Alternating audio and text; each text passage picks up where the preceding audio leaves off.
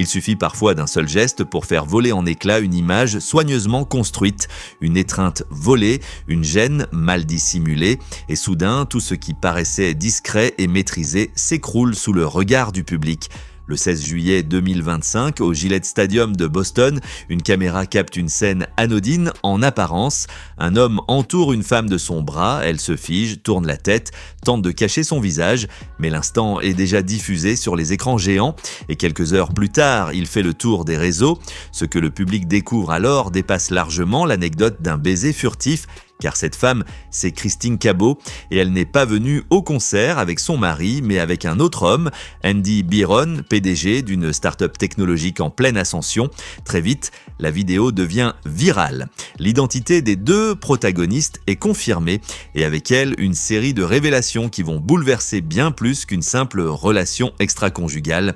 Officiellement, Christine Cabot est directrice des ressources humaines dans une entreprise tech de Boston, mais ce que peu savaient jusqu'alors, c'est qu'elle est aussi l'épouse d'un héritier, membre d'une des familles les plus anciennes, les plus puissantes et les plus discrètes de la côte est des États-Unis. Le nom Cabot n'est pas simplement prestigieux. À Boston, il incarne une lignée, une dynastie protestante, blanche, enracinée dans les fondations même de la ville. On les appelle les Brahmines de Boston. Leur influence ne se mesure ni en followers, ni en buzz médiatique. Elle s'exerce à huis clos dans les conseils d'administration, les hôpitaux universitaires, les grandes écoles privées et les fondations philanthropiques. Une famille dont la fortune dépasse les 14 milliards de dollars et dont le pouvoir se transmet sans un mot, de génération en génération. Un vieux dicton local résume d'ailleurs leur position. À Boston, les Lowell parlent aux Cabot et les Cabot ne parlent qu'à Dieu. Entrer dans un tel cercle ne se fait pas par hasard ni par chance. Christine Cabot, avant son mariage, était loin de ce monde. Originaire du Massachusetts, elle avait épousé un homme sans notoriété, menait une vie paisible, sans scandale. Mais en 2020, elle fait une première incursion dans les hautes sphères en rejoignant le conseil d'administration de Privateer Room, une maison de Rome indépendante dirigée alors par Andrew Cabot. 2 ans plus tard, elle divorce et à la surprise générale, elle épouse Andrew Cabot lui-même, héritier de la lignée. Ce mariage la propulse dans un univers codifié, rigide, où chaque faux pas a des conséquences immédiates. Elle n'épouse pas seulement un homme, elle épouse une structure, un héritage, une réputation, et c'est ce qui rend l'affaire Andy Byron si explosive. Car Andy Byron, lui, ne vient pas de ce monde.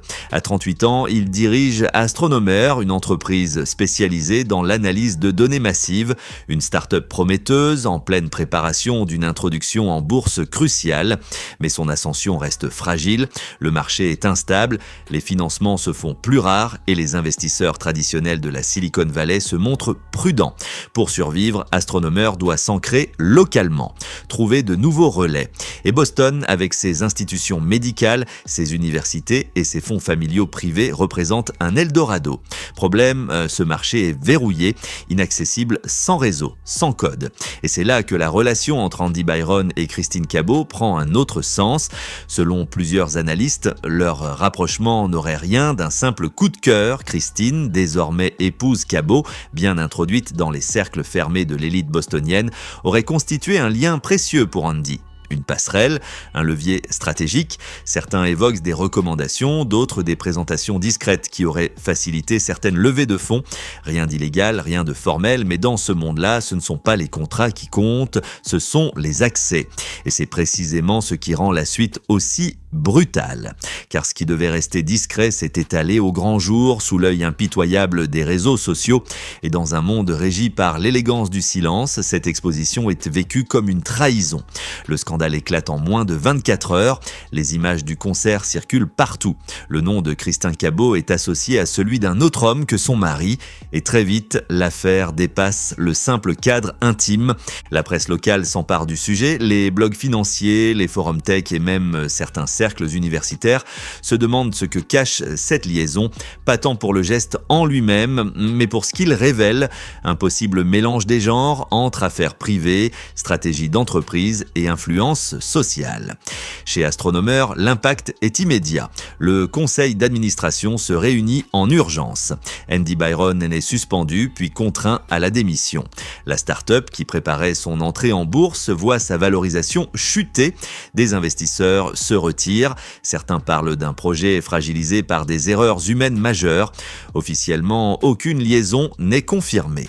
Aucun document ne prouve que Christine Cabot ait joué un rôle actif dans la stratégie financière de l'entreprise. Mais le doute suffit. Dans le milieu des affaires, la perception est parfois plus puissante que la vérité. De son côté, Christine n'est pas immédiatement renvoyée. Elle reste employée sur le papier, mais disparaît des réunions, des décisions, des espaces partagés. Mise à l'écart sans explication publique. Et dans une ville comme Boston, où tout le monde se connaît sans jamais se parler directement, ce silence est une sentence. Son nom, autrefois associé à la rigueur, devient synonyme de trouble. Les invitations s'arrêtent, les sourires se figent, la presse évite de la nommer, mais les cercles privés n'ont besoin d'aucune confirmation. Tout se sait et tout se transmet. La famille Cabot, elle, ne fait aucun commentaire, comme toujours, mais ce mutisme, chez eux, vaut déclaration. Aucune photo officielle ne montre Andrew Cabot aux côtés de son épouse depuis les faits.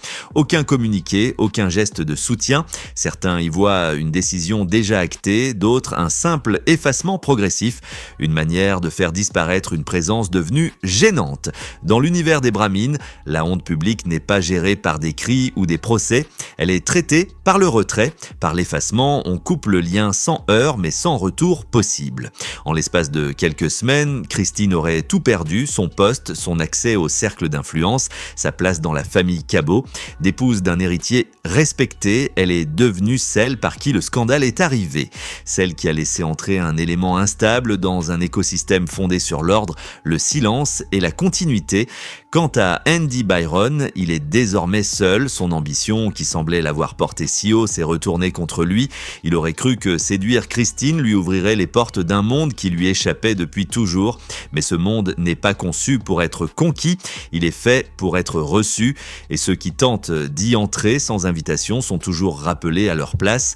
Ce baiser, capté par hasard, a eu l'effet d'un révélateur, non pas d'un simple adultère, mais d'un déséquilibre plus profond, celui entre l'ancien monde et le nouveau, entre les codes invisibles du pouvoir héréditaire et les stratégies modernes de conquête, et dans ce choc entre deux visions du monde, aucun des deux n'en est ressorti indemne.